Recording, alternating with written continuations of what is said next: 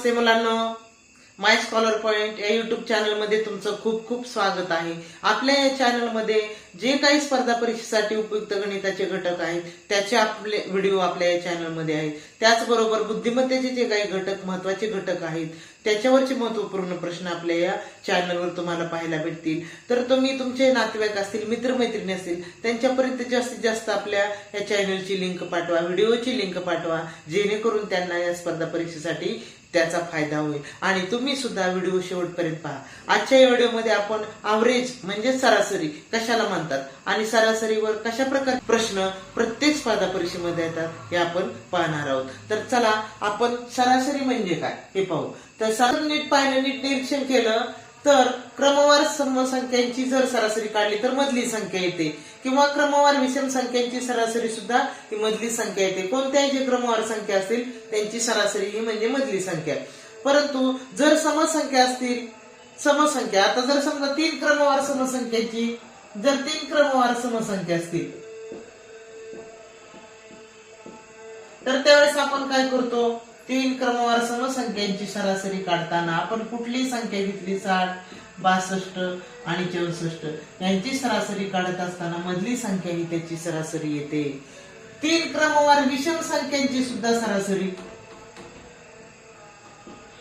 तीन क्रमवार विषम संख्यांची सरासरी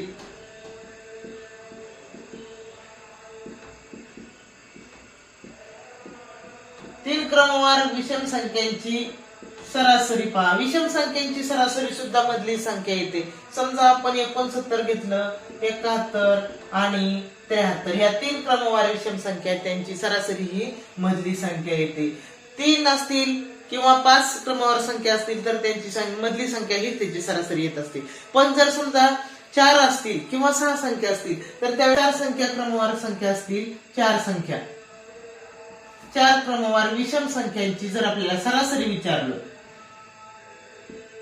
4 क्रमवार, आता 4 क्रमवार कुठल्या क्रमवार संख्या आपण लिहू शकतो विषम संख्या, तर 81, 83, 85 आणि 87 अशा घेतल्या आपण 4 क्रमवार संख्या। यांची सरासरी किती? आता ही 4 संख्या असल्यामुळे मधली संख्या येणार नाही बघा। कशी 81 आणि 83 याच्यामध्ये राहणार नाही, मग मधली संख्या आपण काढायची। कशी काढायची पहा, 83 आणि 85 यांच्यामध्ये कोणती असते, 84, म्हणजे या 4 क्रमवार संख्यांची सरासरी निघाली 84।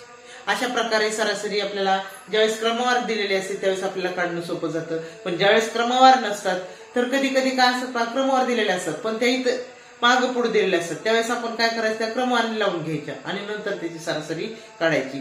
जर समजा क्रमवार नसतील तर त्याची सरासरी कशी काढायची, समजा आता आपल्याला जर क्रमवार संख्याच नाही तर त्याची सरासरी कशी काढणार, 2, 11 आणि 24 या काही क्रमवार संख्या नाहीत आणि क्रमवार नाही नसून सम किंवा विषम पण नाहीये त्या सगळ्यासारख्या, तर काही 2 सम आहेत आणि 2 विषम आहेत। मग अशा वेळेस काय करायचं, ज्यावेळेस सरासरी करायची असते त्यावेळेस त्याची बेरीज करायची आणि बेरजेला त्या जितक्या संख्या आहेत त्यांनी भागायचं। म्हणजे सरासरीचं सूत्र काय होणार, कसं सांगता येईल, सरासरी बरोबर संख्यांची बेरीज छेद एकूण संख्या।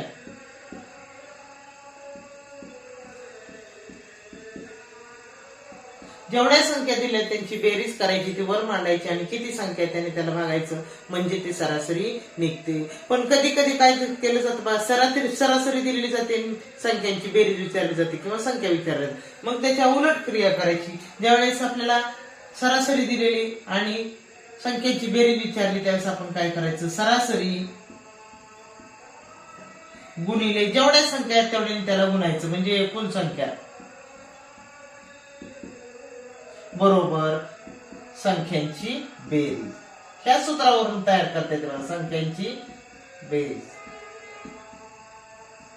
कारण पुढे एकूण संख्या भागिलं होतं, इकडे बरोबरच्या अलीकडे आणलं, गुणिले केले एकूण संख्या आणि पुढे राहिलं संख्यांची बेरीज। म्हणजे सरासरी दिली असताना एकूण बेरीज करताना संख्येने गुणायची जेवढ्या संख्या तेवढ्या।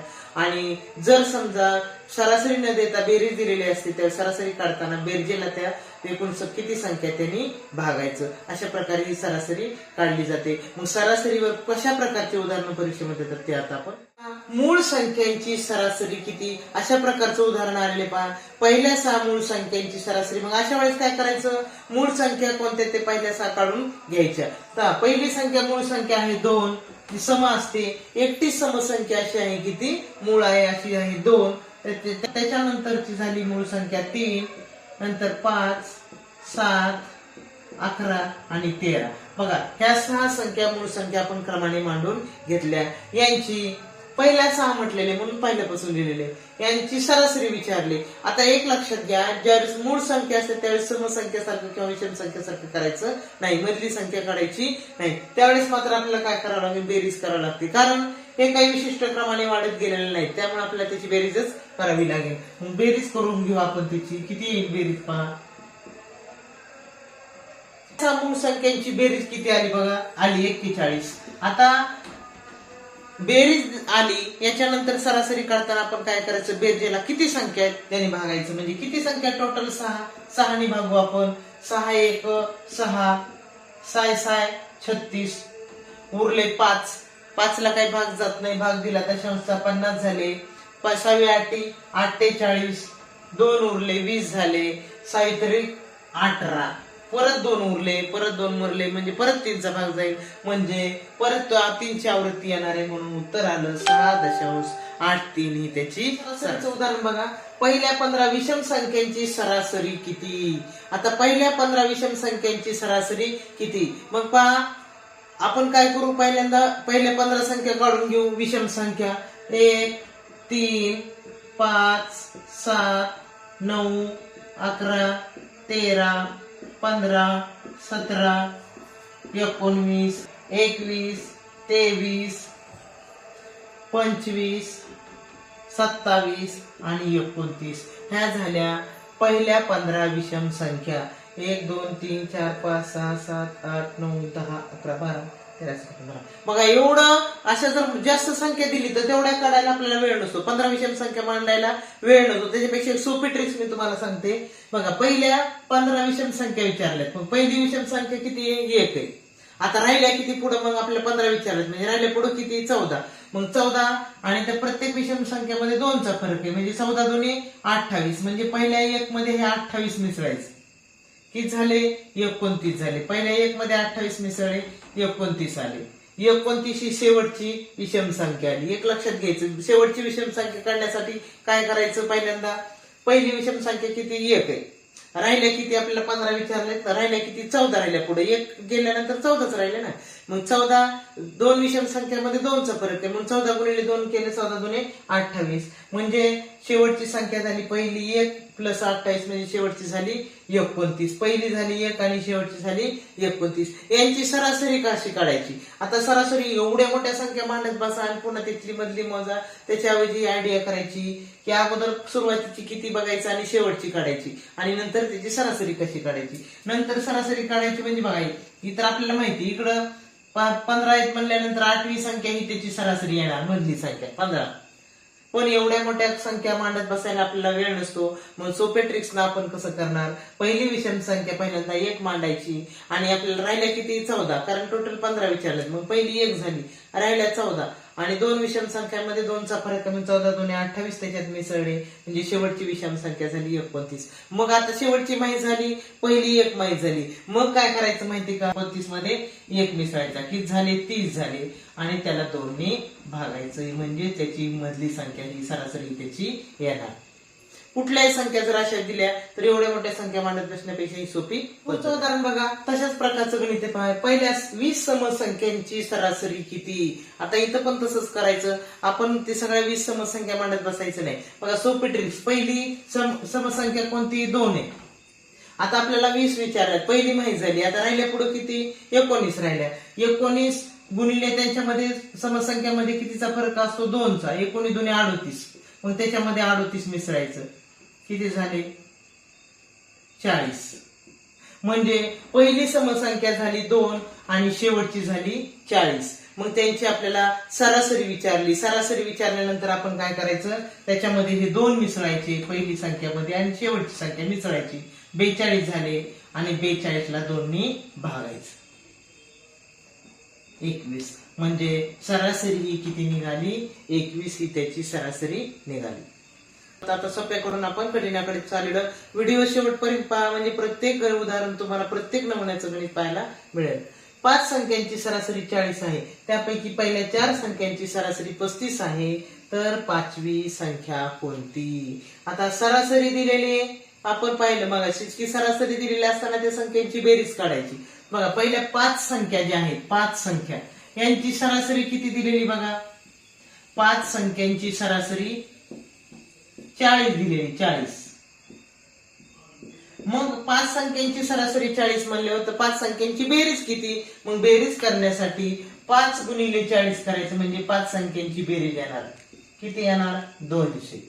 5 संख्यांची बेरीज आली 200. पण पुढे काय दिली बघा, त्यापैकी पहिल्या 4 संख्यांची सरासरी दिलेली, म्हणजे 4 संख्यांची सरासरी दिलेली बघा किती आली, 35 आहे.